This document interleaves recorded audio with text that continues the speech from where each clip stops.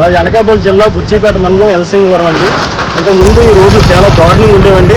ఏ లారీలు ఆటోలు మొత్తం దేవుడిపోయినట్టు ఉండేవి. కానీ సీఎం రమేష్ గారు ఎంపీ, మా అనకాపల్లి ఎంపీ గారు దయ వల్ల, సీఎం రమేష్ గారు దయ వల్ల ఈ రోడ్లు మరమ్మతులు అవుతాయండి.